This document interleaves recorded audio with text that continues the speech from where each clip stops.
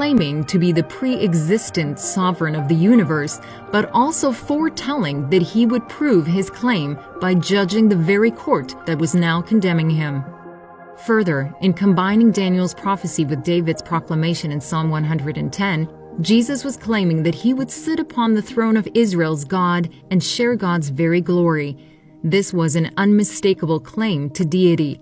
This was the height of blasphemy, and so they all condemned him as worthy of death, as recorded in Mark 14:64 and 65. Throughout the Gospels, Jesus also declared his deity through his claims of authority. He announced, "I am the Good Shepherd," a title the Old Testament assigned to God. He claimed to be the judge of all people, a task only God performs. He called himself the bridegroom, a role God played with Israel. He forgave sins, but only God can forgive sins. He assumed equal authority with God and even encouraged prayer in his name. He also invited people to believe in him for salvation. None of the great leaders, teachers, or prophets in the history of Israel ever offered salvation in their own name. Appearing blasphemous, it was only Jesus who made this appeal of faith, because he was claiming to be God. In reading through the rest of the New Testament, one can see that the title of God is certainly connected to Jesus.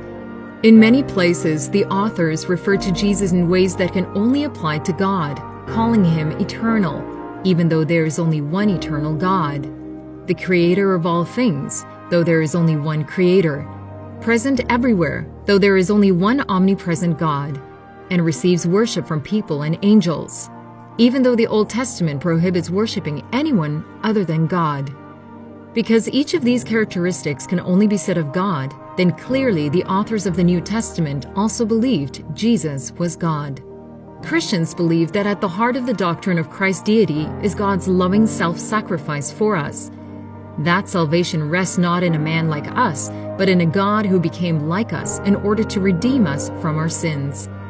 So while Jesus never explicitly uses the phrase, "I am God," he is consistently portrayed in all of the Gospels as one who speaks and acts as God.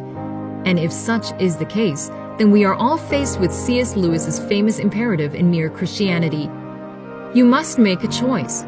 Either this man was and is the Son of God, or else a madman or something worse. After Jesus asked, "Who do people say that I am?" he asked an even more significant question, "But who do you say that I am?"